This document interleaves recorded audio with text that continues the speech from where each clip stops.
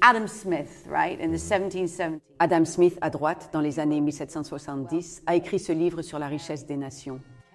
Il comparait le Royaume-Uni à l'Angleterre et à la France. Pourquoi certaines nations prospèrent, d'autres stagnent? Il a écrit dans son livre, par exemple, que ce n'est pas de la bienveillance du boucher, du brasseur et du boulanger que nous tirons notre dîner, mais c'est grâce à leur amour-propre, à leur intérêt personnel. Il affirmait « Nous sommes tous égoïstes, c'est ce qui anime l'économie actuellement ». Adam Smith avait 43 ans à l'écriture de son livre. Il vivait chez sa mère et il a complètement oublié de reconnaître ou de mentionner qu'il avait aussi son dîner de sa mère. C'est donc ainsi que se présente le progrès. Et on peut encore entendre cette forme de progrès dans chaque discours politique et chaque conseil d'économiste. Nous avons bénéficié d'un siècle d'énergie absurdement bon marché grâce aux combustibles fossiles. Et maintenant, c'est en train de disparaître. Nous allons enfin apprécier sa véritable valeur, réduisant significativement le gaspillage. Et cela va entraîner des changements dans ce qui est considéré comme normal.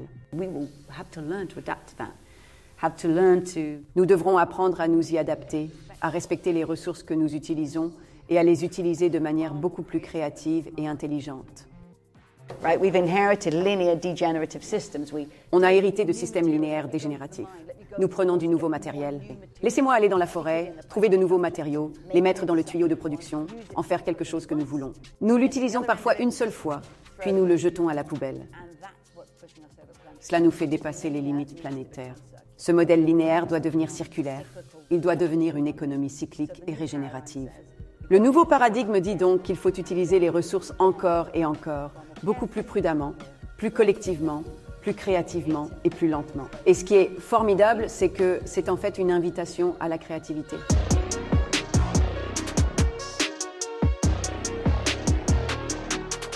Kate Raworth, bienvenue à toi sur cette chaîne qui s'appelle Limites. On est là pour parler de limites planétaires, d'épuisement des ressources, de limites humaines aussi.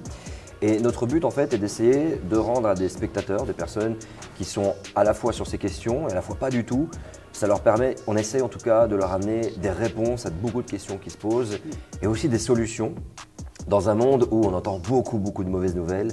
Et je dois avouer que oui, nous y participons aussi sur cette chaîne à parler un petit peu des mauvaises nouvelles. Si vous venez d'arriver, abonnez-vous, likez, commentez, ça va être très important durant tout le long. Parce qu'on a vraiment cet honneur d'avoir Kate Raworth aujourd'hui avec nous. Alors Kate, comment tu te sens? Comment vont tes émotions? Comment est ton feeling là? I'm very happy to be here with you. Je suis très heureuse d'être ici avec vous. Yeah. It's nearly 2025, right? Nous sommes presque en 2025, n'est-ce pas?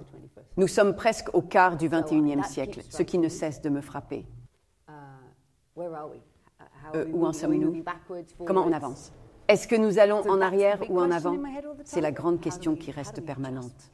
Comment faire pour que les choses aillent dans la direction qu'elles doivent prendre? Mais actuellement, je suis vraiment heureux ici à Bruxelles, content de vous rejoindre dans cette discussion. Tu te concentres sur des petits moments, des petites relations, là, voilà, on discute, on est là, qui te permettent aussi en même temps techniquement de pouvoir tenir et rester focalisé sur cette mission malgré toutes les mauvaises nouvelles qui peuvent nous entourer.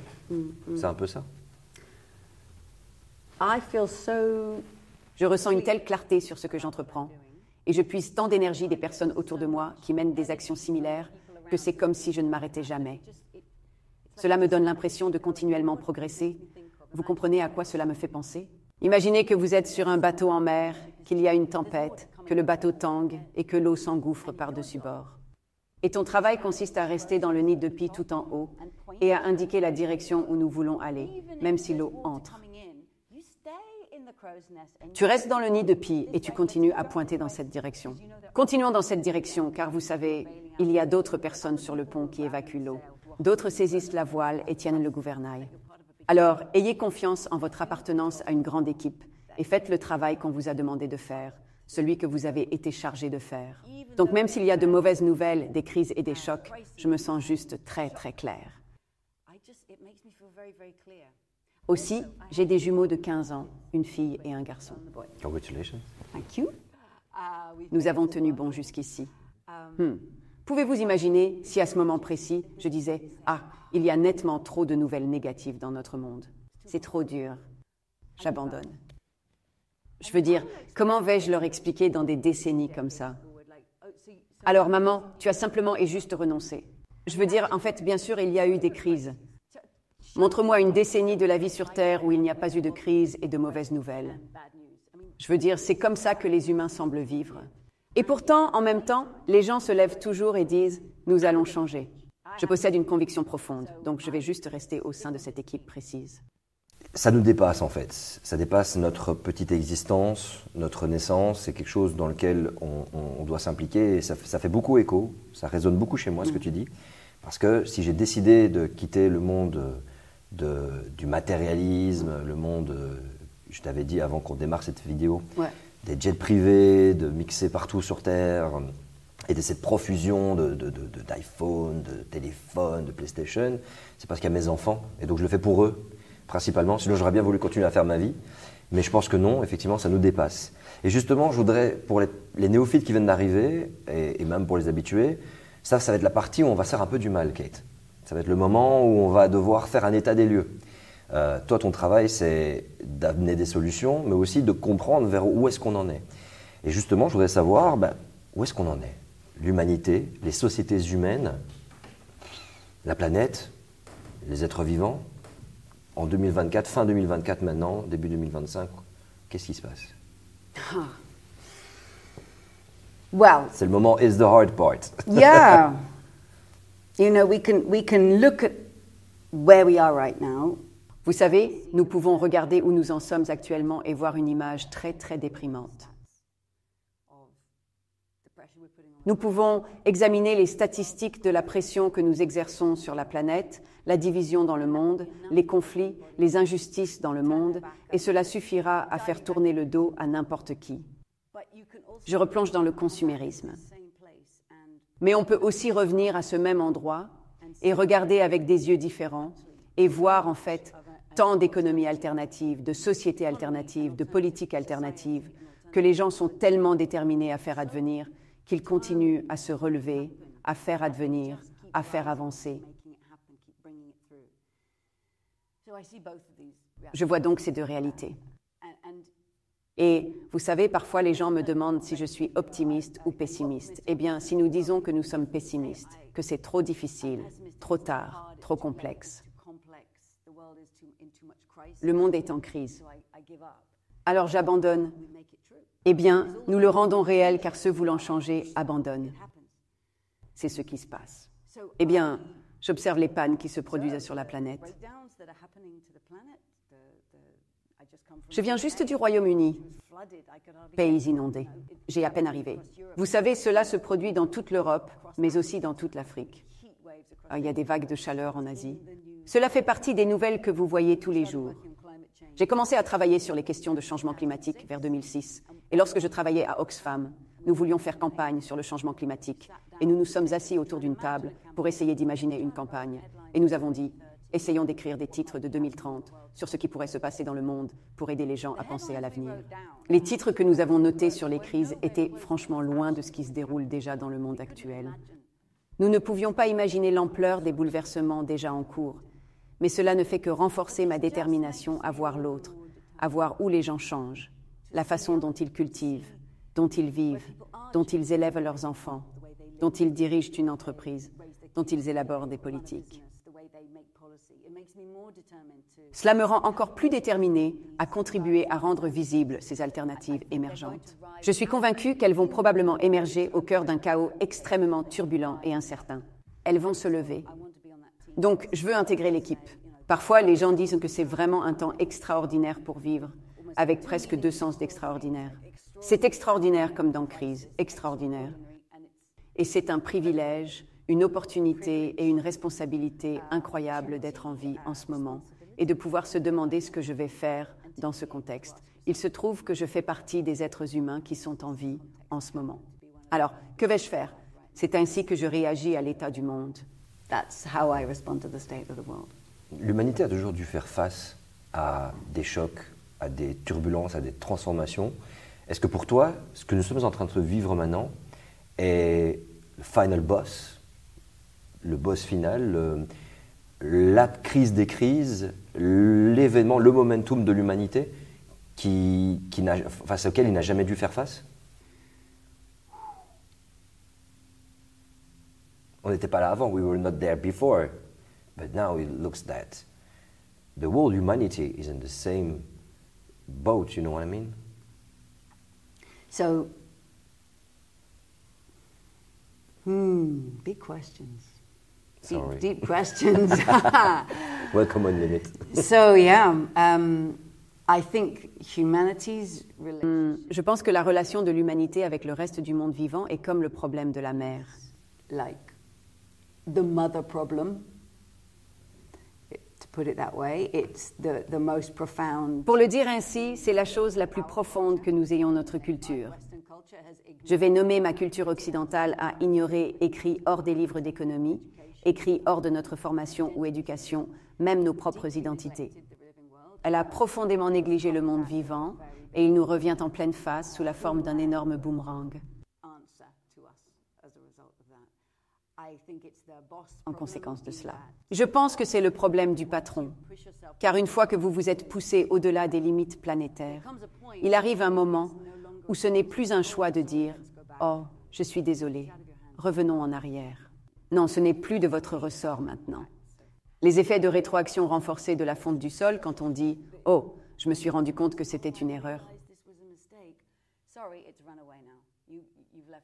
Pardon, c'est parti. Vous avez attendu trop longtemps. Donc sur cette base, je pense que c'est une crise ultime majeure d'un autre niveau.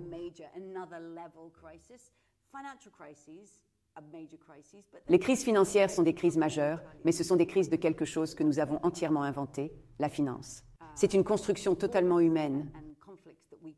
Les guerres et les conflits que nous créons sont tragiques et dévastateurs. Mais oui, ce sont des batailles entre humains. Mais lorsque nous nous mettons dans une situation où nous détruisons les systèmes de survie dont nous dépendons, alors c'est fini. Comme si on jouait au niveau supérieur. Fais attention à qui tu joues et avec quoi tu joues. Et pour cette raison, je dirais que oui, c'est une question très existentielle. Tu as dit juste avant que tu commences à voir émerger ces alternatives. Yeah. You just watched all these alternatives emerge from territories, cities. Même ma question, c'est est-ce que les alternatives deviennent la norme à partir du moment où l'humanité fait face à une perte immense, ou est-ce que, au contraire, les alternatives peuvent émerger à flot continu, c'est-à-dire qu'il n'y a pas trop de déstabilisation, pas trop de guerre, pas trop d'épuisement des ressources, pas trop de problèmes climatiques, mais que l'alternative arrive par l'éducation et la culture? Ou est-ce que non, l'alternative va devenir la norme le jour où je ne pourrai plus manger, je ne pourrai plus boire, je ne pourrai plus vivre ma vie comme je la vis habituellement, que je perds ma maison dû à meteorological climate events, you know? Je voulais ton avis là-dessus. Et après, on va parler de l'alternative. I think we can't wait till then. On ne peut pas attendre jusque-là. Parce que si nous attendons littéralement d'avoir brûlé la Terre, il n'y aura plus de nourriture. Non, je veux dire, c'est une rupture profonde, profonde, profonde des relations humaines. Je ne voudrais vraiment pas préconiser une stratégie. Allons-y. Provoquons l'effondrement total et puis recommençons. Pas question. Nous devons apprendre maintenant. Pratiquer quoi maintenant? Cela signifie que nous sommes un animal prosocial, n'est-ce pas? Ainsi, les biologistes évolutionnistes qui étudient les humains et notre évolution. Ils disent que nous sommes les plus prosociaux de tous les mammifères. Nous coopérons, nous collaborons. Nous dépendons les uns des autres d'une manière qu'aucun autre mammifère ne fait. Vous savez, si nous faisions les choses où... Non, si les chats et chiens agissaient comme nous, l'Internet serait inondé de vidéos, n'est-ce pas? Vidéos de chats et de chiens s'aidant à ouvrir des portes, collaborant ensemble. Nous les surpassons à de nombreuses reprises. Mais nous avons appris par nous-mêmes. Nous nous racontons ces histoires selon lesquelles nous sommes compétitifs, rationnels, en quête d'utilité et de plaisir. Nous avons des envies infinies. Ainsi, en nous racontant ces histoires, nous commençons à devenir cela, ont confirmé les chercheurs. Plus on en sait, plus on se raconte une histoire sur qui on est. On imite cette histoire. C'est la culture récente, c'est la culture actuelle qu'on nous a mis, individualisme et tout ça. Et donc on le devient parce qu'on nous le raconte. So people sometimes say, you can only learn to swim. On dit parfois qu'on ne peut apprendre à nager que lorsque l'eau arrive à hauteur de la taille. Donc d'accord, ça irait avec, il faut qu'on ait un certain niveau de panne pour qu'on apprenne à nager. Mais bon, vous savez, il faut du temps pour apprendre à nager. Et si l'eau monte très vite, il faut s'entraîner à nager avant de le faire réellement, je pense. Nous devons nous entraîner et construire maintenant. La résilience, les compétences, le réflexe des valeurs de « je collabore avec vous, je vous fais confiance ». Créons des moyens de travailler ensemble, de gérer ensemble de petites entreprises, de partager ensemble l'eau, de prendre ensemble des décisions de manière participative. Faisons en sorte que cela devienne suffisamment normal pour être déjà pratiqué. Je pense que nous allons assister à d'énormes changements dans nos sociétés. Je pense que l'énergie que nous avons considérée comme telle, vous savez, l'énergie, allumer les lumières, conduire la voiture. Nous avons eu un siècle d'énergie absurdement bon marché grâce aux combustibles fossiles. Et maintenant, cela part à présent. Et à présent, des sources d'énergie inédites arrivent, nous faisant apprécier vraiment la valeur de l'énergie pour la première fois. Et non pas pour la gaspiller, mais cela va changer ce qui est normal et ce qui peut être fait. Nous verrons des pénuries d'eau partout. Déjà, de nombreux endroits ont vécu pendant des décennies. Avec la pénurie d'eau, l'eau n'est disponible qu'à certains moments du jour. Même chose pour l'électricité, non?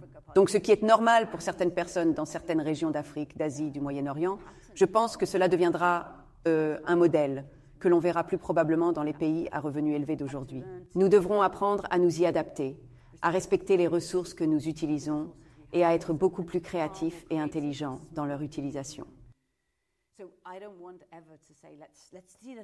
Je ne veux donc pas que l'on dise « laissons la situation s'effondrer avant de reconstruire ». Cela infligerait un désastre terrible et tragique à d'immenses communautés et ne serait pas un endroit idéal pour construire, pour transformer. C'est sûr, il faut se transformer. C'est tellement beau parce que là maintenant, dans cet amas de mauvaises nouvelles, de réalités que nous sommes en train de vivre, donc pour vous informer, nous tournons cette vidéo à la fin 2024, nous sommes presque en octobre. Et l'été, the summer, we break a lot of records. Again, it was the same in 2003, same in 2002. And we reached the 1.5 for last year. And maybe this year too. Pour que ça reste les 1,5 degrés des accords de Paris, il faudrait pour ça le rester une plus longue période. Mais malgré tout, quand on regarde les courbes, et on va tenter de vous en montrer là pendant qu'on parle, on voit que les records se rapprochent de plus en plus. On se dit, mais dans 20 ans, dans 30 ans, qu'est-ce qui va se passer? Et on le sait, c'est écrit dans les rapports du GIEC, dans les rapports de l'IPBES, on le sait, on est capable de le modéliser aujourd'hui. Et quand tu parlais de ces nouveaux mondes qui émergent, toi, Kate, je voudrais te remercier et je voudrais qu'on rentre vraiment dans ce sujet-là. Tu as écrit un livre sur la théorie du donut qui permet de changer le modèle économique, alors qui ne permet pas de changer, c'est à nous de le décider, mais qui est une alternative au modèle économique dans lequel on est. Et je voudrais savoir en fait, qu'est-ce qui s'est passé, qu'on ait continué dans le modèle économique dans lequel on est, qui est quelque chose qui pour moi est linéaire et croissant. C'est, on prend la terre, on transforme, on te vend ton iPhone, et on recommence le cycle pour gagner de l'argent et aller dans un sens, sans avoir regardé ni de près ni de loin les ressources disponibles, l'énergie disponible, et d'avoir utilisé beaucoup l'humain comme juste une main-d'œuvre hiérarchisée, avec des personnes peu nombreuses, qui ont un impact sur beaucoup de personnes, dont tous les événements climatiques qui s'y passent chez eux ne rentrent pas dans nos considérations. In French, we say le mort au kilomètre. Oh, poor black people dying there in Somalia. Oh, it's not important. C'est horrible. Qu'est-ce qui s'est passé qu'on n'ait pas vu le truc venir? Qu'est-ce qui se passe qu'on veut maintenir ce système économique? Je parlais de l'ancien, celui qui, business as usual, qui veut toujours aller vers le haut. Great question. How they blocked the way we can rethink the economy. You know what I mean? Yeah. So, why are we still stuck in this when it's so clearly wrong? Alors pourquoi sommes-nous toujours coincés là-dedans alors que c'est si clairement faux? L'ancienne mentalité économique. Donc, l'économie qui est enseignée dans les universités et qui devient ensuite le langage des décideurs et des conseillers, mais aussi le langage des journalistes à la radio qui posent les questions. Je pense qu'elle a été écrite dans des sortes de manuels du milieu du 19e siècle, souvent basés sur des idées du siècle précédent. Donc c'est vraiment complètement dépassé. Tout commence toujours par l'offre et la demande. Les prix du marché sont au centre de la vision. Il n'y a presque aucune mention du monde vivant, peut-être maintenant. Bien sûr, ils diront « oui, nous réglerons le changement climatique », mais cela ne commence pas par reconnaître que l'économie est intégrée au monde vivant et en dépend totalement. Je me demande pourquoi cela a commencé ainsi. Je pense que lorsque vous remontez aux pères fondateurs de l'économie, certains des pères fondateurs, c'était quand? Oh, Oui, parmi les pères fondateurs. On parle bien d'Adam Smith, non? Dans les années 1770, il écrivit le livre sur la richesse des nations. Il comparait le Royaume-Uni à l'Angleterre et à la France. Pourquoi certaines nations prospèrent, d'autres stagnent? Il a par exemple écrit dans son livre que ce n'est pas de la bienveillance du boucher, du brasseur et du boulanger que nous tirons notre dîner. Mais c'est grâce à leur amour-propre, à leur intérêt personnel. Alors, il disait, nous sommes tous égoïstes, c'est ce qui fait marcher l'économie d'aujourd'hui. Adam Smith, 43 ans, a écrit son livre.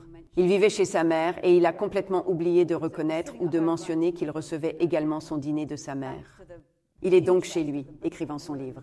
Vous savez, c'est grâce à l'intérêt du boucher, du brasseur et du boulanger que j'ai mon dîner. Et j'imagine toujours que s'il écrit ceci, sa mère lui dit « Adam, le dîner est sur la table, tu sais. » Aurait-il pensé « Ah, ma mère, je dois mentionner ma mère. Je dois mentionner le travail non rémunéré et attentionner des femmes qui fournissent tout ce qui m'entoure. » Mais il n'a pas. Ainsi, le travail non rémunéré et attentionné a été complètement exclu de l'économie parce qu'il a été écrit par des hommes. Maintenant, ajoutez à cela. L'économie a été écrite par des hommes blancs du Nord global, originaires de pays qui sont tout d'abord David Ricardo. Il était inquiet que l'Angleterre manque de terres agricoles et que le prix des terres et leur rareté soient ce qui allait contraindre l'économie. Mais hop, nous découvrons le colonialisme et nous commençons à prendre des terres dans d'autres pays. Oh, en fait, il semble que la terre ne soit pas un facteur si rare, alors on arrête d'y prêter attention. Ces deux exemples montrent donc que les auteurs d'ouvrages économiques déterminent ce qu'ils remarquent et ce qu'ils ignorent, ce qu'ils placent au centre de leur théorie et ce qu'ils laissent de côté. Le travail des femmes. Le colonialisme signifiait la rareté des ressources. Non, nous nous inquiétons du travail, pas des ressources, car il y en a toujours plus. Et puis, même à l'époque d'Adam Smith, l'économie représentait 1300e de sa taille actuelle. Donc, même avec leurs petites cheminées émettant de la fumée, ils se disaient, oui, il y a de la fumée, mais le ciel est tellement haut. Les océans sont si profonds, nous, petits humains. Quel impact pourrions-nous créer? Ça ne peut vraiment pas compter, non? Nous semblons petits par rapport à la taille du monde. Et puis, au fil du temps, les poètes ont toujours écrit des poèmes sur la dégradation de la terre, le smog, les villes. Les poètes l'ont vu, mais les économistes n'ont pas intégré les idées de la poésie dans leurs théories. Poursuis. On continue avec ces théories. Pourquoi gardons-nous ces théories? Je pense que c'est parce qu'elles servent ceux qui possèdent la richesse et qui font de l'argent. Elles ignorent le travail non rémunéré et dévoué des femmes. Elles servent à ignorer la dégradation du monde vivant. Elle permet effectivement d'ignorer les relations de pouvoir et d'éviter de parler des histoires coloniales dans notre économie. Continuons simplement à utiliser cette théorie, car elle met de l'argent dans les poches de ceux qui s'en sortent déjà très bien, et l'économie devient alors une très grande profession, très technique. Aimez-vous les chiffres? Sinon, adieu. Oui, elle devient apparemment dépolitisée. Tout est donc question de calcul, de mathématiques. Dans le même genre de groupe de personnes. In the same kind of group of people. And one group of people, yeah. Et un seul groupe de personnes. Si. Donc aujourd'hui, on me dit souvent, vous êtes femme et économiste. C'est étrange? Je veux dire, c'est fou que ce soit inhabituel, non? Mais en réalité, il y a si peu de femmes et de personnes de couleur qui se sont lancées dans l'économie. Parfois, en économie, c'est vraiment mauvais. Nous devons faire entrer plus de femmes et de personnes de couleur et réfléchir. Eh bien, il faut changer les théories et les faire refléter les réalités de chacun. Et en fait, nous devons intégrer de nombreux points de vue, car les gens peuvent voir des choses que l'on ne voit pas. L'exemple de Ha-Joon Chang, c'est un économiste hétérodoxe fantastique. Il est né en Corée du Sud, à une époque où le pays était considéré comme un pays du tiers-monde. Et il a vu son pays passer d'un pays à très faible revenu à l'un des plus riches du monde, en utilisant une stratégie industrielle très protectrice, à l'opposé de ce que des organismes comme la Banque mondiale disaient au pays « Ouvrez votre commerce, ouvrez votre commerce ». Eh bien, la Corée du Sud a fait l'inverse et a réussi. Ainsi, Ha-Joon Chang apporte un éclairage très important de sa propre expérience de vie, en voyant ce qui peut être une bonne politique économique que vous n'obtiendrez jamais de l'Occident, qui a un désir historique différent de libéraliser les marchés de tous les autres pour ses propres intérêts. La théorie économique est donc vraiment politique. J'entends avec un petit p comme une politique personnelle, c'est le genre, c'est la race, c'est la classe sociale. Et nous avons besoin de personnes qui ont toutes ces expériences pour participer à la refonte de l'économie. Cela reflète donc la réalité dans son ensemble, et pas seulement les intérêts étroits qui nous maintiennent dans cet ancien système qui détruit littéralement la planète. Et maintenant, nous avons l'une des solutions, votre solution. Pas exactement la vôtre, car c'est beaucoup de travail, mais c'est une solution, la fameuse économie du donut. La fameuse économie du donut. Exactement.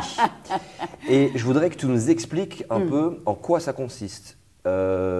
Comment, les questions sont assez larges, hein, mais on sait déjà qu'il y a pour point de référence les 9 limites planétaires de Johan Rockström, que je vous affiche, dont malheureusement 6 ont été dépassés et où l'acidification des océans, à l'heure où on parle. Newsflash. Une nouvelle flash. Hier, yesterday, they put out a new... Hier, ils ont publié un nouveau rapport. 7 ont été adoptés. Acidification océane. OK? Il est dessus. Oui, j'avais l'information, mais je n'étais pas sûr. Very fast, je l'ai vite lu sur Twitter, je n'étais pas sûr, il fallait que... I haven't read it yet, you're ahead of me. Eh ben. Somebody told me yesterday, oh, this is out of date, there's now 7. Bon ben voilà, vous avez l'information officielle, mais peut-être que vous l'avez déjà eu entre-temps, le temps que cette vidéo sorte, qu'une 7e a été dépassée, c'est l'acidification des océans qui absorbe malheureusement trop de carbone dû aux émissions de gaz à effet de serre d'origine anthropique. Donc ça prend en référence ces 9 limites planétaires dont 7 ont été dépassées, et ça prend en même temps ce qui est nécessaire pour les démocraties, pour stabiliser une société, ce que fait, chaque être humain mérite, c'est-à-dire un salaire décent, un accès à l'eau, un accès à l'énergie, de l'égalité, équité de genre, lutte contre le racisme, enfin vraiment qu'on puisse trouver les meilleurs systèmes pour avoir fonctionné en société et ne pas nous faire la guerre, ne pas nous disputer, ne pas la déstabiliser, bref, ce qui a été construit de mieux dans toute l'histoire de l'humanité. Comment ça fonctionne ça? Explique-moi un petit peu, et explique-nous surtout. I'm going to start with the old economy. Maintenant, je vais commencer par l'ancienne économie.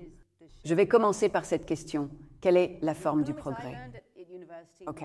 L'économie apprise à l'université dans les années 90, c'était la forme du progrès, une croissance sans fin. OK. La croissance économique monte en flèche. Il monte au plafond et il se mesure en argent. Oui. Les combustibles fossiles ont causé l'explosion. Ainsi se présente le progrès. Et on peut encore entendre cette forme de progrès dans chaque discours de politicien et chaque conseil d'économistes.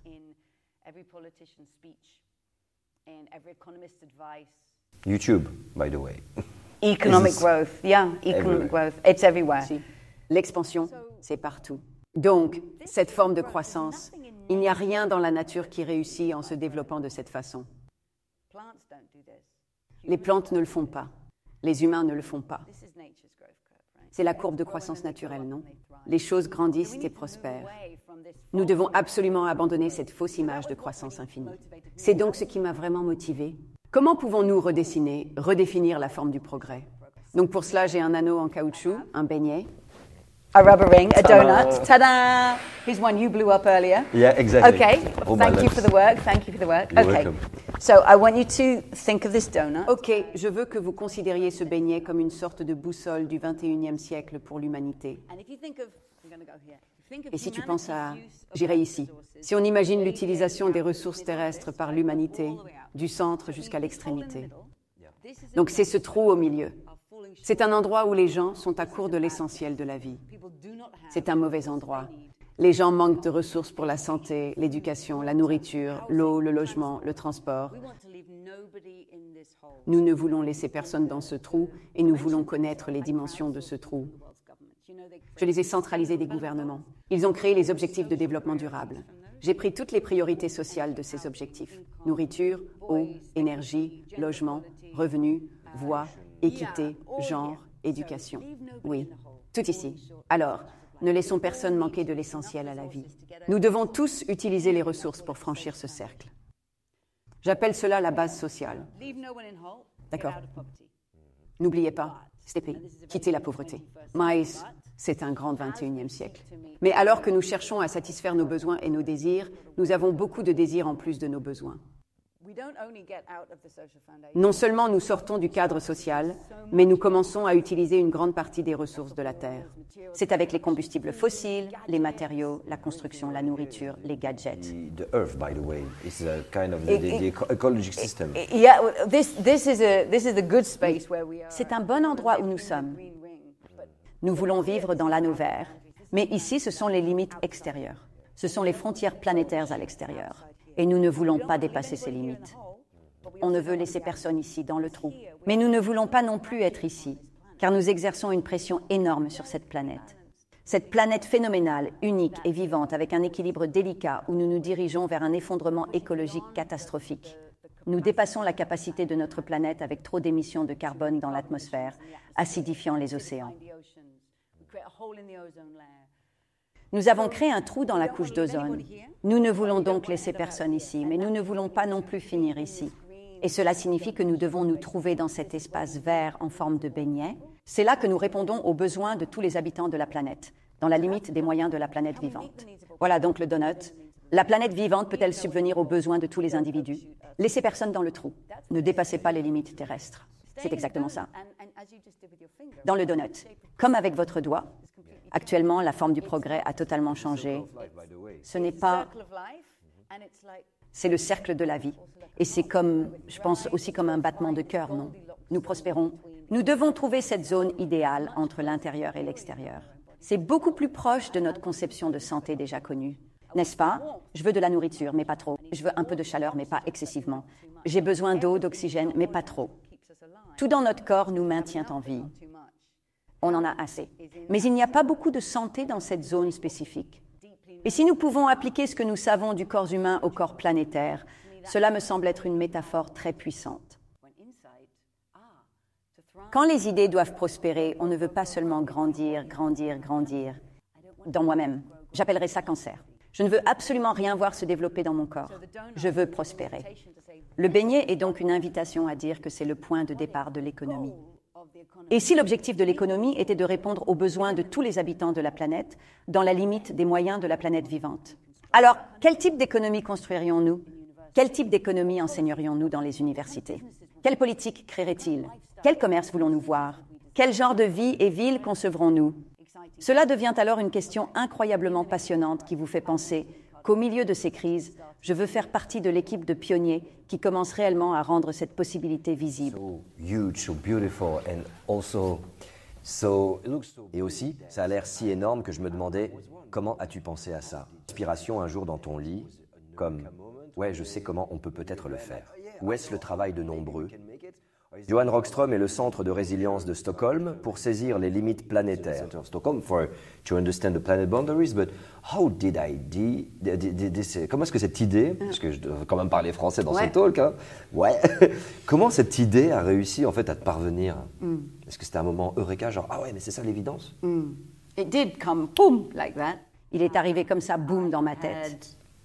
So I have twins. J'ai donc des jumeaux et ils ont maintenant 15 ans. Mais quand ils étaient petits, j'ai pris une année sabbatique. J'ai travaillé à Oxfam. J'allaitais mes bébés en regardant l'écran de télévision. Le krach financier mondial de 2008. Oui, exactement. Et tous les économistes qui couraient partout. Et la reine d'Angleterre qui avait dit « Pourquoi les économistes n'avaient pas vu cela venir ?» Et tous les économistes qui sont devenus fous, et ils ont dit que nous devions réécrire l'économie pour refléter les réalités financières. Et je me souviens d'être assis là avec mes bébés, moi plongé dans l'économie des soins de santé non rémunérés, en train de... Si nous ne révisons l'économie qu'en tenant compte de la réalité financière, non mais sérieusement, non mais, vraiment? Et la crise écologique? Et la crise sociale? Et les soins gratuits? Vraiment? C'est fou!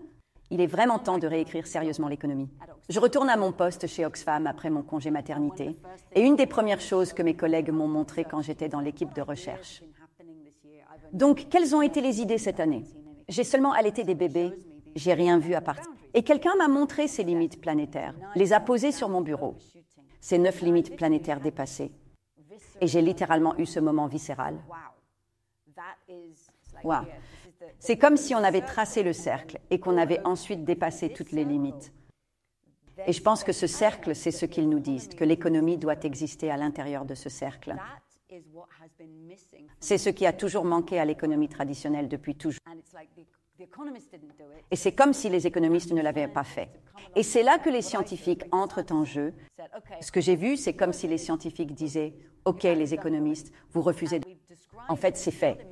Et nous avons décrit cela non pas en termes monétaires. Nous l'avons décrit en termes de parties de la Terre par millions de dioxyde de carbone, de tonnes d'azote, de tonnes d'eau. Hectares de terre. Oui, voici la planète Terre qui s'exprime. C'est la pression que vous pouvez exercer sur moi et pas plus. J'ai donc été tellement frappée par cela et je me suis dit que c'était le début de l'économie du XXIe siècle. Je suis donc assis à mon bureau chez Oxfam, un grand bureau ouvert au sein de l'équipe des campagnes qui mène une campagne de collecte de fonds. Il y avait une sécheresse au Sahel, des millions de personnes étaient au bord de la famine. Ils faisaient campagne pour le droit à la santé et à l'éducation pour chaque enfant en Asie du Sud. Et je me disais, si les scientifiques de la Terre me disent qu'il y a une limite extérieure de pression sur la planète, il y a une limite intérieure aux droits de l'homme de chaque personne. N'est-ce pas? Nous devons intégrer l'histoire sociale à cette histoire écologique. Donc s'ils ont dessiné un cercle extérieur, j'ai pris mon stylo et j'ai dessiné ce cercle intérieur de la justice sociale avec l'intégrité écologique. Et j'ai donc eu cette image, comme un beignet. Sais-tu ce que j'ai fait après? J'ai pensé, j'aime ça, mais je ne sais pas. Je l'ai mise dans mon tiroir du bas. Pendant environ 6 mois, parce que je me disais, j'aime cette photo, mais je veux dire, ce n'est qu'une photo. Et puis, à chaque fois que j'étais en conversation avec quelqu'un, nous devons changer l'économie. J'ai sorti cette image et ils ont dit, oh oui, c'est bien. Je me suis dit, d'accord. J'ai été vraiment surpris de voir à quel point les gens réagissaient à cette image. Puis j'ai étudié la puissance des images. Nos yeux sont liés à notre vue à 90% par les fibres nerveuses de notre cerveau. Nous détectons des formes. Nous cherchons constamment à donner un sens et le message entre. Il entre dans votre cortex visuel à l'arrière de votre tête. Une image peut littéralement rester là pendant des décennies. On ignore sa présence jusqu'à ce qu'on la revoie. C'est donc un moyen très important de façonner notre façon de penser. Et quand j'ai montré l'image aux gens, beaucoup ont dit « c'est comme ça que j'ai toujours pensé au développement durable, mais je n'avais jamais vu l'image ». Et après avoir obtenu la photo, ils se disaient clairement « non, je suis fort. J'ai mes idées, j'ai mes mots et j'ai l'image ». C'est ce qui m'a poussé à le dessiner et à le faire. Toujours là avec un élastique pointant vers la même image parce qu'elle est puissante. Nous observons un progrès dans une configuration distincte. Il s'enfonce profondément dans nos mentalités. Wow. This is so beautiful because also, you know, that kind of ring. Parce que, tu vois, ce genre d'anneau qu'on utilise, tu m'as parlé des battements de cœur et de l'économie dans le mouvement, et que l'économie doit être une sorte de mouvement de battement de cœur. Eh bien, c'est intéressant parce que quand tu m'as dit ça, ça m'a ramené à la Terre qui tourne autour du Soleil, avec l'hiver, le froid qui monte et puis qui redescend. Le froid qui monte et puis qui redescend. Voilà. La végétation qui prend et puis qui redescend. Et quand on regarde les saisons, les 4 saisons globales au sud et au nord, on voit que en fait, c'est un rythme cardiaque. Et est-ce que c'est justement pas là-dedans, effectivement, qu'il faudrait aller? Je pense que oui. Mais maintenant, je te pose une question qui m'a, moi, le plus perturbé. Moi, j'étais très curieux et je me suis dit, mais quel est l'état du monde? Et je suis tombé sur un site que tu connais certainement. C'est Good Life Leeds University, l'université de Leeds, qui a publié en fonction des pays. Ça m'intéressait, parce qu'après avoir fondé Limite, il me fallait que je trouve, tiens, quelle est l'intensité de chaque pays. Et j'ai trouvé, effectivement, on vous met les liens en description. Et j'ai été voir la Belgique. Quand j'ai vu la Belgique, je me suis dit, ça fait mal. Et le point commun, c'est que j'ai ensuite été voir la France. Puis j'ai été voir le Canada, les États-Unis, le Qatar. CO2 emissions, c'est énorme. Et donc j'ai compris, effectivement, il y a des années, en allant voir un peu tous ces points-là, que plus un pays est énergivore, pollue, plus un pays a une intensité économique, matérielle intense, plus sa démocratie est stable. Ou plus on va dire que ses acquis sociaux sont forts. Et puis j'ai commencé à aller voir le Sénégal, mon pays d'origine, le pays de mon père. Et là j'ai vu effectivement, c'est pas mal, hein, il y a pire que le Sénégal. Mais j'ai vu effectivement que même par rapport à ma famille, Congo, Maroc, que moins on utilise d'énergie, moins l'intensité matérielle est élevée, moins on pollue, plus malheureusement les acquis sociaux ne sont pas bons. Et à ce moment-là, j'ai été pris d'un stress en me disant mais le combat est tellement rude et je voudrais savoir quel pays se rapproche le plus de l'économie du donut. Est-ce que c'est par le hasard? Est-ce que c'est par le déterminisme environnemental, l'environnement qui y est?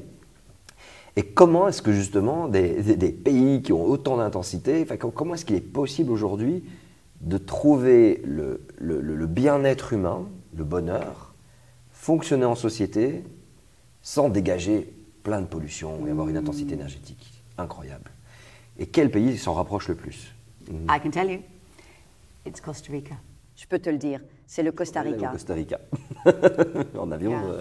So it's such a great question, and I'm so glad you. C'est donc une très bonne question et je suis très heureux que vous ayez trouvé ce site web. Le site web Good Life, créé par mon collègue Andrew Fanning, Dan O'Neill et d'autres, a repris le concept du beignet et l'a adapté à 150 pays. Because of that, parce que grâce à ça, je mets des claques à des politiciens dans des conférences. Ils disent non, la Belgique, we are Belgium and we did a lot, you do a lot, bam. Voilà. Et ça calme. Mais je te laisse continuer. Yeah. So Voilà, oui. Donc, oui, pour moi, ce site web, et nous avons fait un graphique, un nuage de points de beaucoup de pays. Tout d'abord, tous les pays à revenus élevés sont dans le rouge. Tu comprends? Donc, pour moi, c'est une invitation. La prochaine fois que vous entendrez quelqu'un parler de pays développés, ou que vous vous surprendrez à dire cela, demandez-vous de quel pays il s'agit, car aucun de ceux qui se disent développés l'est réellement. Il n'y a rien de développé quand on dépasse les limites planétaires.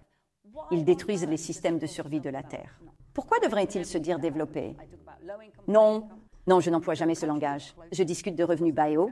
Le pays le plus proche, Costa Rica. Et oui, donc ils ne sont pas totalement dedans. Ils sont plus proches que d'autres de répondre aux besoins des gens, presque dans les limites de la planète.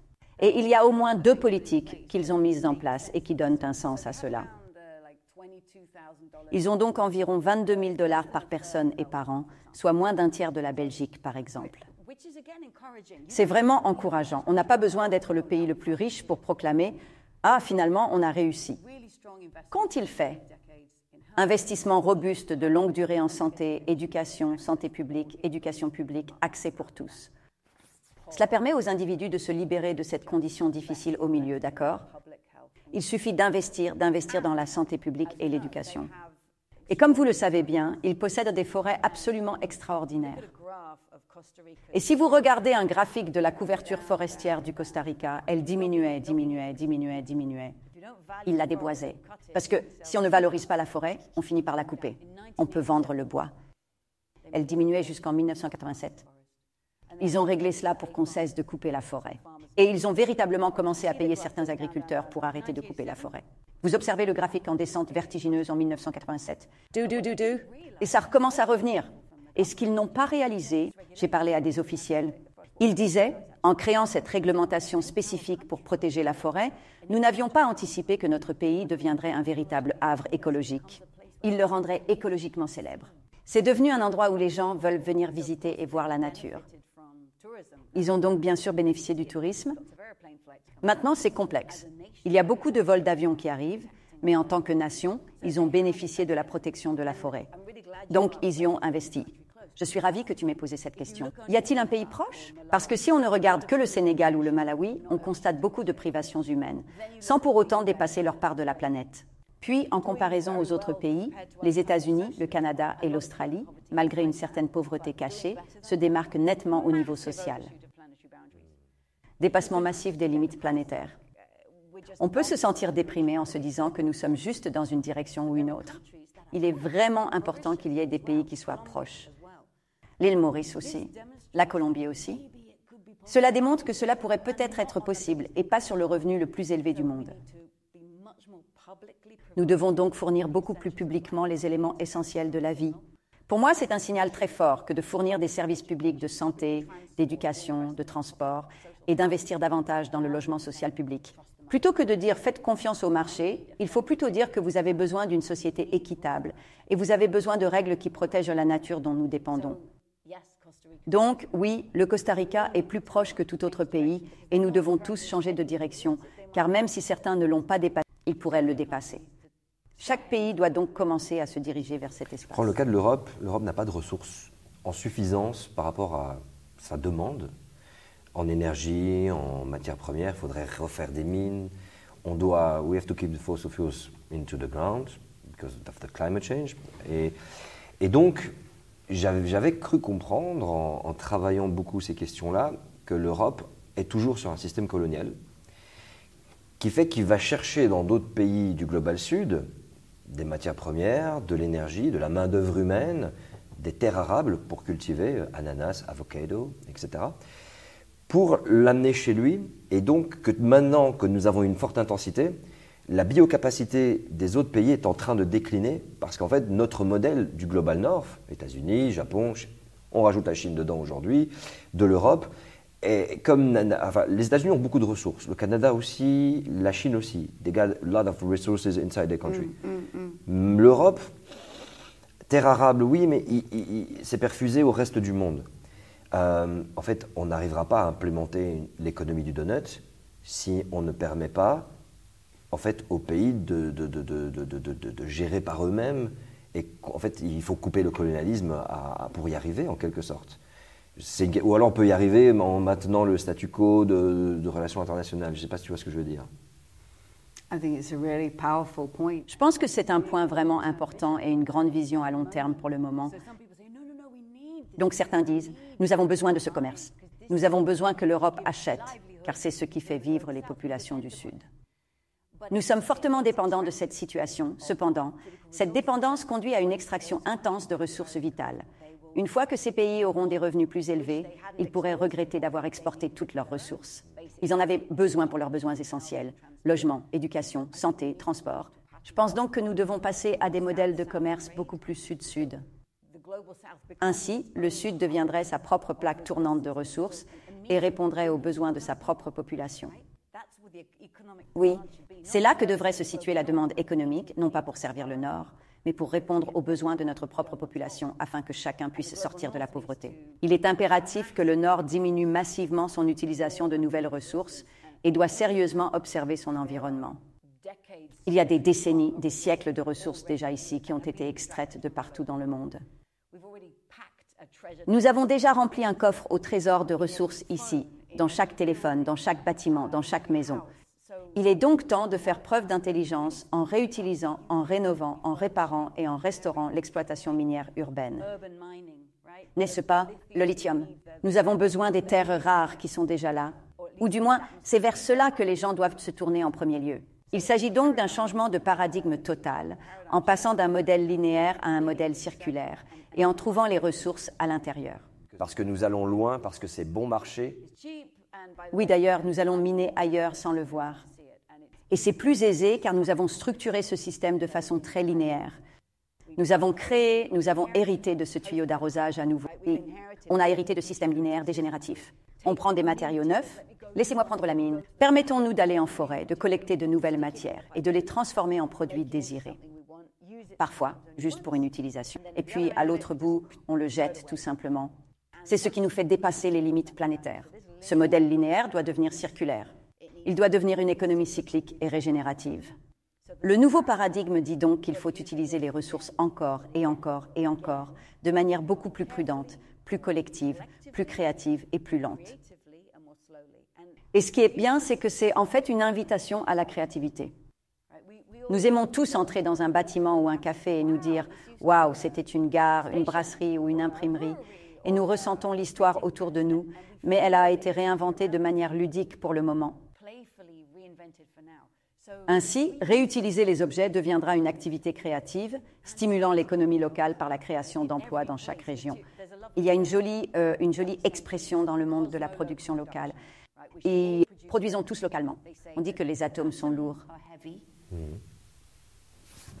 Right, look. Atoms are heavy. Yeah. We shouldn't be shipping chairs around the world. Oui, un exemple. Les atomes sont lourds. Nous ne devrions pas expédier des chaises dans le monde entier. Les atomes ayant une masse notable devraient donc se déplacer essentiellement localement, n'est-ce pas? Nous devrions réutiliser ces matières localement. Mais les bits de données ou les idées, ils sont légers maintenant. Les idées peuvent globalement voyager. Alors, partageons nos créations. Et si on partageait des designs en open source? construire une maison, utiliser les matériaux disponibles localement. Il existe une merveilleuse plateforme appelée WikiHouse. N'importe qui peut construire une maison si vous disposez d'un gabarit comme une machine de découpe et d'un outil qui vous permet d'utiliser des matériaux disponibles localement pour assembler la maison. Fais-le à ta façon, par toi-même. Ainsi, les idées voyagent dans le monde entier, mais les atomes restent et voyagent localement. Pour moi, c'est une très belle invitation à une économie du futur, car cela signifie qu'un designer à Paris peut se demander quels matériaux sont disponibles ici et maintenant pour construire une maison. Et un designer au Sénégal peut se demander, d'accord, de quels matériaux est-ce que je dispose ici? Et je peux apprendre de ces conceptions, mais j'utilise des matériaux locaux dans ma région et nous construisons des choses ayant une valeur pour et par nous-mêmes. So, Yeah. Cosmo local production to me is the future. Wow, this is so beautiful because je vais reparler en français. C'est génial. C'est-à-dire qu'aujourd'hui, on a besoin d'énergie fossile pour transporter des matières lourdes à travers le monde, les transformer, et on les transforme, mais ils sont toujours lourdes, et refaire le tour du monde. Voilà. Et donc forcément, dans une économie qui aura moins d'énergie fossile par limite, mais en même temps par limite climatique, c'est ça la solution, c'est comment est-ce que les atomes qui forment des molécules qui sont lourdes, du métal, de ci, de ça, en fait, font des petits trajets locaux. Et qu'il faut le décider maintenant, parce qu'à un moment donné, en fait, simplement, ça va ralentir. Je ne vais pas prendre trop de ton temps, je voudrais arriver tout doucement, mais sûrement à la conclusion de ce super agréable échange. Je voulais te demander si, et ça va être la question qui pique un peu, et c'est ce qui m'a fait penser à cette question, c'est ce que tu as dit au début de notre conversation. Tu as dit « back to the consumerism ». When it's too much bad information, quand ça nous stresse. Effectivement, l'un des réflexes humains, c'est de réactiver du déni, dénialisme, etc., et de foncer dans le consumérisme. It's like, oh yeah, I forgot my problems, I got my new iPhone, I got my PlayStation 5, I got my brand new GTA 6, Grand Theft Auto I can play all night long, and the burger, everything, taking the flight. Tout ça, on est dans un système, aujourd'hui, c'est la drogue, et ça... On oublie les problèmes. Netflix, HBO, cinéma, video games, tout. Et là, maintenant, c'est ça un peu ce que ça m'a inspiré comme question, c'est est-ce que le donut est compatible avec un cerveau qui a 300 000 ans, Homo sapiens, 300k years, et ce même Homo sapiens, the same Homo sapiens, who got for the first time in 300k years, 10,000 years of good climate, de bon climat, 10 000 ans de bon climat, donc nous avons 300 000 ans, 10 000 ans de bon climat, 150 ans, 150 years of industry, et seulement 70 ans, and just 70 years of, how can I explain that, abundance, a lot of energy, a lot of food, everything. And, you know, our brain's getting crazy a little bit. Notre cerveau devient... on n'a pas le temps de s'adapter à ça. Est-ce que l'économie du donut, c'est une sorte de delirium tremens? Est-ce que c'est... You know, when somebody's drinking a lot of alcohol and we say, stop, no alcohol, and you're like, oh, I need my alcohol. We call that delirium tremens. It's a crazy bar in Brussels, by the way, called delirium tremens. It's the same for all the drugs. When you stop, for example, your iPhone, oh no, give me your phone, and that's it. Your kids are like, oh no. Is it the same, you think, the donut economy? Like, okay, let's put it right now on the society. On le met, on l'active, et au début, ça va être, oh my God. Est-ce que tu vois ce que je veux dire un petit peu? Je comprends complètement. Great question. Excellente question. Oh, est-ce la même chose? Je pense que je veux dire oui, c'est vrai. Au début, quand il n'y aura plus l'énergie bon marché que procure l'injection de drogue, les gens regretteront, en fait, je pense que nous regarderons en arrière et nous nous dirons « Waouh, n'était-ce pas extraordinaire, l'abondance, l'opulence, notre mode de vie. Waouh, si récent dans notre histoire. Et on n'a rien vu venir? Nous connaissions déjà les faits, mais nous ne pouvions pas agir pour réellement économiser ces ressources, pour les utiliser avec plus de précaution. On les a brûlés. Pourquoi? Comme dépenser de l'argent alors que dans notre esprit, on se dit qu'on en aura vraiment besoin la semaine prochaine. Néanmoins, malgré tout, on dépense tout. Je pense donc que nous regarderons en arrière et nous nous demanderons pourquoi nous étions si endormis. Les gens sont très pris par le consumérisme, c'est certain. Et vous savez, nous avons tous vu un enfant se faire confisquer son téléphone car il jouait longtemps à un jeu vidéo et boum, il explose. C'est ça, le... Et oui. Donc oui, il y en aura, j'en suis sûre. Et les gens ont déjà du mal avec ça. Mais je pense que la transformation, les changements que nous pouvons apporter, je pense que cela va être créatif. OK, ce que ces jeux ne font pas. Nous sommes comme si nous réagissions. Nous sommes aspirés dans ces mondes plutôt que de créer réellement des mondes. Et je pense que ce sera créatif de réinventer les gens. Le monde réel ressemblera davantage à un jeu vidéo, pas à un jeu vidéo catastrophe, mais à quelque chose d'intéressant. Comment puis-je naviguer? Et je pense que nous serons appelés à renouer les liens entre nous. Nous serons appelés à réfléchir à la manière de vivre ensemble, de travailler ensemble, de partager nos ressources. Nous devons absolument assurer que cela soit attrayant. Nous devons nous assurer que c'est une invitation pour que les gens aient envie d'en faire partie plutôt que d'y résister. Ou, ce que je crains le plus, c'est une société vraiment profondément polarisée, où les gens ne peuvent même plus s'écouter à travers ce fossé, parce que alors nous sommes simplement pris dans des récits très destructeurs et des politiques très toxiques, je pense. Donc le donut doit offrir aux gens des espaces ludiques, et en fait, vous savez, juste en l'appelant donut, je veux dire, tout le monde sait déjà que beaucoup de gens sont intimidés par l'économie. Mais économie beignet, ça n'est pas intimidant pour tous. Il y a quelque chose de ludique qui se passe ici, et cela invite à un autre type de conversation. Nous devons donc rendre la vie plus ludique et plus attrayante. Nous devons rendre ces modes de vie plus désirables et empêcher la prochaine génération d'enfants d'être élevés devant un écran. Parce que nous devons sauver nos esprits. Qu'est-ce que disent les politiciens qui sont dans le business as usual? Nous, on en a en Belgique, on en a en France. On ne change pas, ça nous a apporté tellement de choses positives, que c'est le meilleur modèle. Tu les rencontres, tu es face à eux, tu discutes avec eux. Ils savent que tu n'es pas n'importe qui. Ils savent ce que tu as conceptualisé. C'est quoi leurs excuses? Ils diront généralement, oui, bien sûr, nous faisons cela car il est difficile de contredire l'affaire du donut. Donc, pensez-vous que l'on devrait laisser des gens dans la pauvreté? Non, non, non, surtout pas. Pensez-vous que nous devrions détruire les systèmes de survie de cette planète? Non, non, non. En fait, personne ne sera en désaccord. Mais ils diront souvent, bien sûr que nous faisons des choses, nous prenons des mesures, mais il faut être réaliste. Qu'est-ce qui est réel? C'est réaliste? Est-ce la politique d'aujourd'hui ou est-ce en fait l'intégrité et le fonctionnement de la Terre? Alors, quel est le réalisme? Ils vont, oui, trouver des excuses pour ce qu'ils font ou dire que les électeurs ne le soutiendront pas, qu'ils ne voteront pas pour. Et il est tellement plus facile de parler de croissance, car très peu de gens remettent cela en question. Il est tellement plus facile de continuer à faire comme d'habitude parce que tout le monde le fait. Donc, pourquoi le faire n'est pas demandé? Si vous décidez d'aller vous positionner ailleurs, vous devrez expliquer soudainement pourquoi vous êtes à cet endroit différent. Et c'est pourquoi je me tiens aux côtés des politiciens comme Barbara Tracht. Ici à Bruxelles, elle était la secrétaire d'État à la transition économique. Elle a déclaré « Donut à Bruxelles », puis l'a adopté. C'est courageux de la part d'un politicien, car il faut expliquer ce que l'on fait au lieu de se contenter de croître, croître, croître. Et ce sont les politiciens qui le modélisent ensuite pour d'autres endroits. Cela a commencé à Amsterdam, puis à Copenhague, puis à Bruxelles, puis à Barcelone. Aujourd'hui, 90 villes dans le monde ont décidé, au niveau de leur gouvernement local ou de leur conseil municipal, d'utiliser le beignet comme guide pour se développer. On refuse le concept de croissance infinie. Il y a donc des vagues d'inspiration fortes.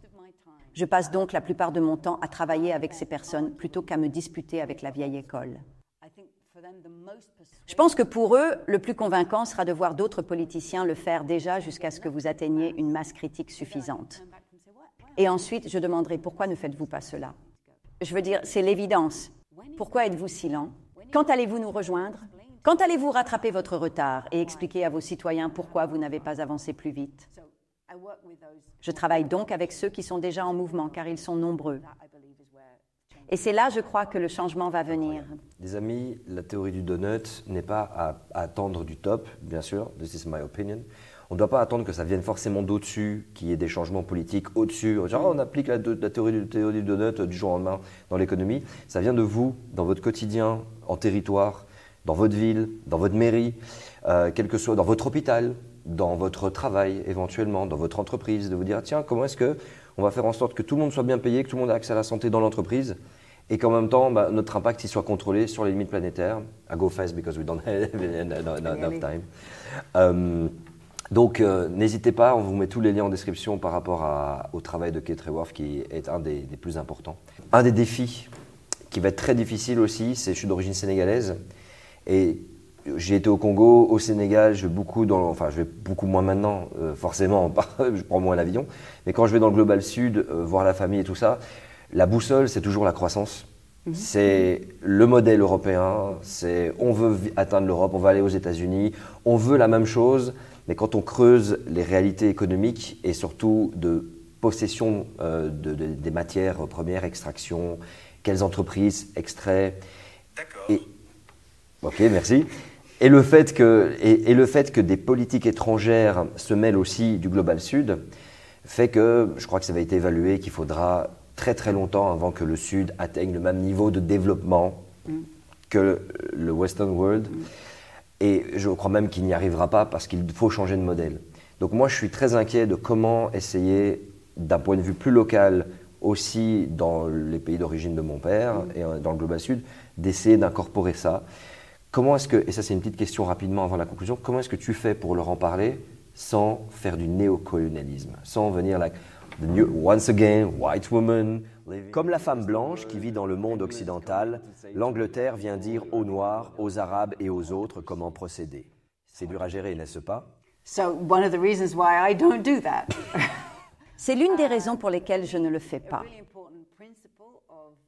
Pour moi, un principe vraiment important dans la manière dont le donut se partage est que mon équipe et moi-même n'avons jamais essayé une seule fois de persuader qui que ce soit de l'utiliser. Genre, vas-y, utilise. Non, je ne fais pas ça. Ouais, car ce doit être les gens sur place qui doivent dire, vous savez quoi? Ça. Étant donné que je connais mon propre contexte ici, cela semble être un outil utile. Donc en ce moment, il y a un groupe au Kenya qui a dit, oh, ça va nous être utile. Oui, on le veut. Le Kenya a de gros soucis avec ses habitants qui vivent dans le trou. On n'a pas de gros soucis de dépassement. C'est donc l'inverse de l'Europe. Mais nous devons quand même trouver un moyen de faire entrer tout le monde dans le cercle sans faire ce que tous ces pays avant nous ont fait, c'est-à-dire surpasser les capacités de la planète. Donc ça commence. Se propagera-t-il là-bas? Je ne sais pas. Pour moi, pour être honnête, vous savez si c'est utile aux pays d'Afrique. Je soutiens. J'habitais Tanzanie. J'aimerais parler d'économie du beignet en Swahili. J'adore. Ça me ravirait. Oui, en effet. Mais ce qui compte. Et cela se passe en Malaisie. Il y a une ville vraiment incroyable en Malaisie, Ipoh, qui dit vouloir être la première ville d'Asie à affirmer clairement qu'elle vise à entrer dans le cercle et qui le démontre. Et c'est l'exemple que d'autres endroits en Asie suivront. Ils ne doivent pas m'écouter. Pourquoi m'écoutez-vous? Écoutez les gens d'Ipoh qui disent que cela leur est utile et c'est ainsi que nous rendons le donut pertinent. Pour moi, en tant qu'Européenne blanche, le plus important est d'influencer la région d'où je viens. Et c'est la région qui a la responsabilité historique de bouger. Et je parle du Nord global, d'accord, comme une sorte d'extension de l'Europe et de l'Occident. C'est donc là-dessus que je me concentre. Et si le beignet a le plus d'influence là-bas, alors au moins il sert à nous ramener à l'intérieur. C'est une vision du monde très occidentale. Si en Afrique on parle d'Ubuntu, en Amérique latine c'est le concept du buen vivir. Foncez. Pas ces philosophies indigènes qui placent la terre au cœur de leur compréhension du monde. Nous avons donc un beignet à la place. Et si ces choses peuvent fonctionner ensemble dans un plurivers d'idées, tant mieux. Ubuntu qui signifie « je suis » parce que nous sommes. Et c'est vraiment l'idée du donut. Kate, merci. Un dernier conseil à ceux qui nous ont regardés, un livre à lire, éventuellement le tien, on va le mettre. Éventuellement un conseil dans la vie de tous les jours, quelque chose à regarder, n'hésite pas, tu peux leur dire si tu as des conseils. Je pense donc que le concept de production cosmolocalisme, qui découle du mouvement Fab City, serait vraiment très intéressant à intégrer dans votre programme et à aborder avec les gens. Et je peux vous mettre en contact, car je pense que c'est un design vraiment fascinant. J'ai essayé de rassembler toutes les choses que je voulais que tout le monde lise dans l'économie du beignet. Continuez à trouver des alternatives. Et j'invite tout le monde à visiter Donuteconomics.org. Il y a des individus dans chaque langue, dans chaque culture. Regarde simplement qui d'autre est présent là où je suis, que ce soit au Sénégal ou en Belgique, et qui d'autre, oh, que se passe-t-il? Peut-être ont-ils créé un groupe? Toutes les ressources que nous avons créées sont disponibles en plusieurs langues. Les gens peuvent simplement les prendre et les utiliser et développer les idées avec. Je crois que les idées peuvent voyager dans le monde entier et nous devons les faire voler. Alors, diffusons les idées, faisons-les évoluer pour qu'elles aient un sens là où nous sommes et partageons-les en retour. Voilà pour moi le kit de travail. Kate, merci beaucoup. À vous. À très bientôt. Likez, abonnez-vous, commentez, vous savez comment ça se passe. Et à très bientôt pour une autre grosse vidéo sur la chaîne Limite. Bye bye. Wow, super. Merci. Thank you very much. Thank you. Thank you so much.